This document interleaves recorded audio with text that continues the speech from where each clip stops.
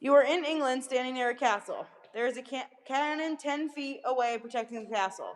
When the cannon is shot, a cannonball flies and lands on the ground 10 feet away from the castle. We're going to investigate the relationship between the horizontal distance and the vertical distance. So my first step is to go ahead and label my x and y axis. And I know that horizontal goes left to right, so I'm going to label my x-axis as horizontal distance. Okay? I also know that my y-axis is up and down, so I'm going to label that vertical distance.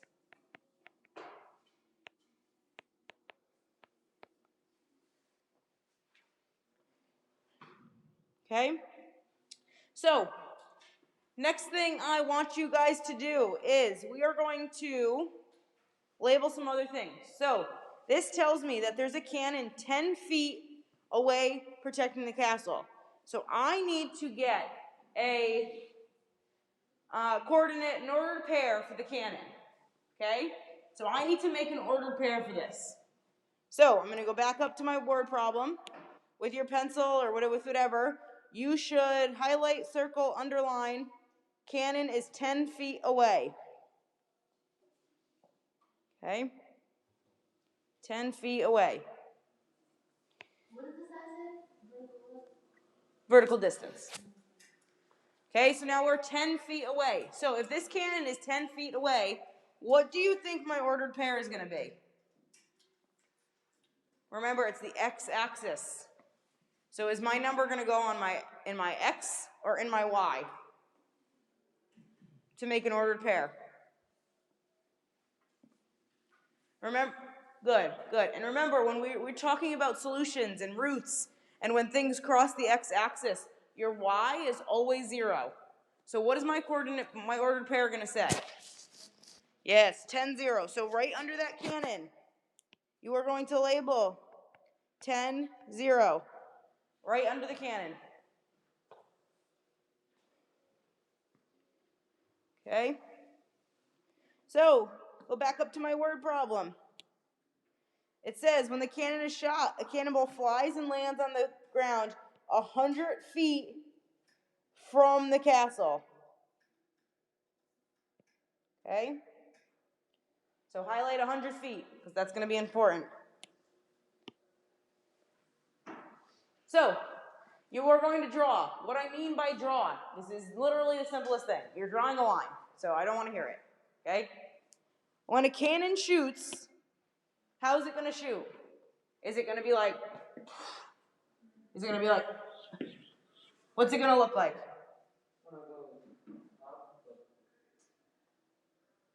What's it going to look like if I shoot a cannon over the...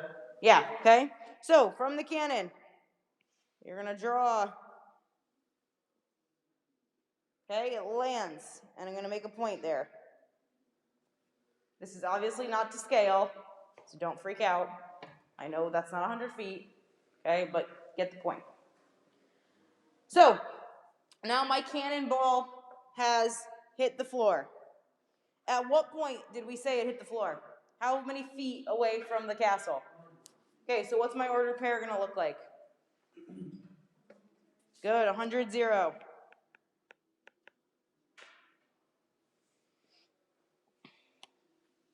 So that's what I mean by draw. That's the only thing you're drawing. That's what I mean. Okay? So, we have done number 1. So now we're going to go on to number 2. We've already done this. Now we just need to fill in. What ordered pair represents the location of the cannon? Someone yell it out. Good, 10, 0. Make sure it's in an ordered pair. I want an ordered pair. You're not just giving me 10. Question number 3. What ordered pair represents the location of where the cannonball landed? Good, 100, 0. Okay? We okay there? Everyone understands where I'm at. All right, question 4. Notice that these are both x-intercepts. Okay, note it, right? When we talk about our ordered pairs, and they're only on the x-axis, they're x-intercepts. And the path of the cannonball is in the shape of a what? What's the shape called when we look at U-shaped things? What is the shape? What's the name of a U-shaped graph? Sorry? It's a weird word.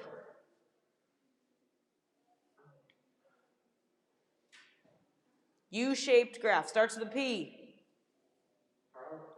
Parabola. Okay? Remember, I told you we were no longer calling graphs U-shaped graphs. It's now called a parabola. So in that line, go ahead. P, A, R, A, B, O, L, A. Parabola. Okay? All right, then, number 5. When we learned how to write x-intercepts, we learned how to write them in 2 ways. We learned that we can write them in an ordered pair, but how else could we write them? I gave you a hint there already. On number 5.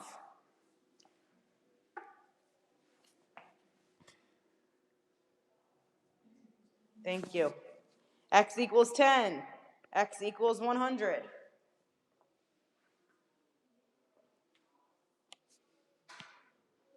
All right, now, this is where you have to use your mind a little bit, okay? When we get we've been factoring, right? And we've been using the zero product property. What does the zero product property allow me to do? What could I do to my parentheses when I'm using the zero product property? Set them equal to 0, right? And then what you would do is you take your plus or your minus and add. Remember that one-step equation? Okay, so now we need to think in my mind, if my answer was 10, a positive 10, what did it say before I solved? So what did my factor say before I solved? If I got x equals 10, I have to do the opposite, so I have to go backwards now. So what did it say like this? So if I had this, x equals 0, and I got the answer as x equals 10, a positive 10, what was here? Nope, if my answer was 10.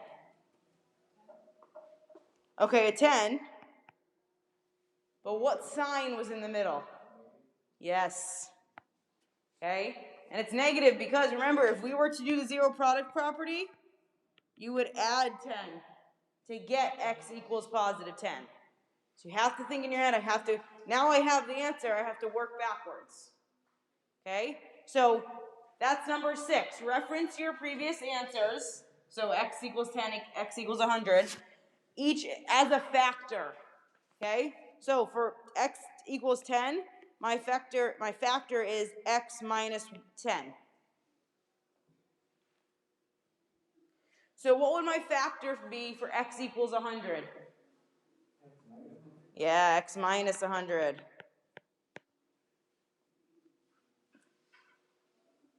Okay, so that's what you're doing for number 6. Same thing for every single one. The numbers are just going to change. Okay, and your last step. Okay, you're finding the quadratic. So we want to find the equation of the parabola. So the equation from the cannonball, the path of the cannonball was flying. So if you read it there, it says use your factors to calculate the equation that represents the path of the cannonball.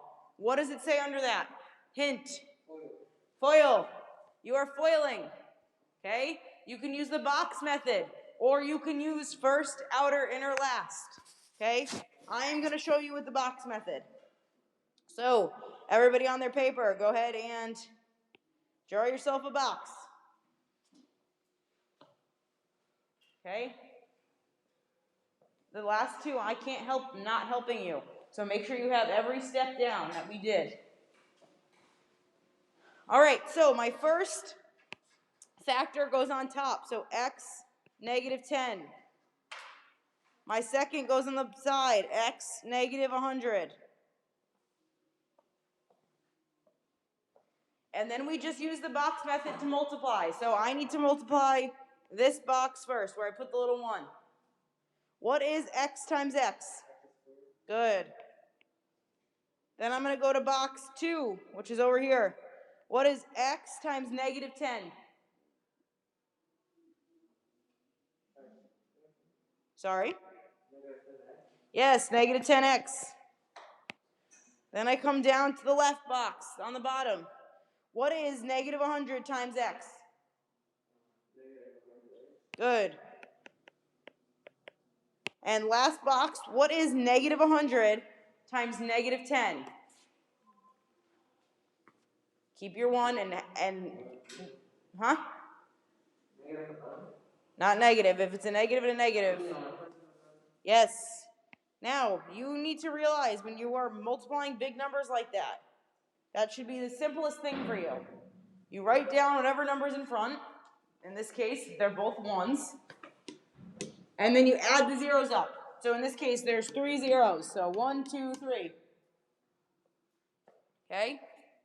Now we can go ahead and draw our z to put it all together. So start from the x squared and draw a big Z.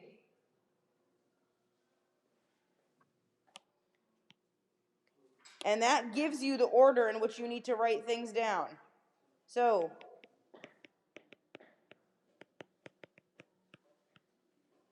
okay, so x squared minus 10x minus 100x plus 1,000. Okay? What's my last step here? That's not my answer. Yeah, combine like terms. So my final answer is x squared minus 110x plus 1,000. Okay? And that's it.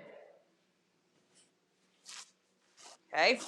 Now, for number 2, I don't want you guys to go on it. In class, we're doing something different. Okay? Guys online, you are all set. You're going to do all 4 like that. For number 2, you need to use the numbers where it says distance learners. For you guys at home. Okay? You need to use those 2 numbers in that. Draw yourself a little something. Guys in class, we are getting a little bit active. By active, I mean one thing. Okay? So, everyone online, you are all set to log off with me. This is due tonight. No exceptions. I am not taking late work on this. So, you're either getting a 0 if you don't hand it in. That's that. Okay? I'm very lenient with everything else. I'm not being lenient with this. Okay? So, get it in. You're following each of those questions that I just did. Okay? All right. We are all set. Online, you can go ahead and log off.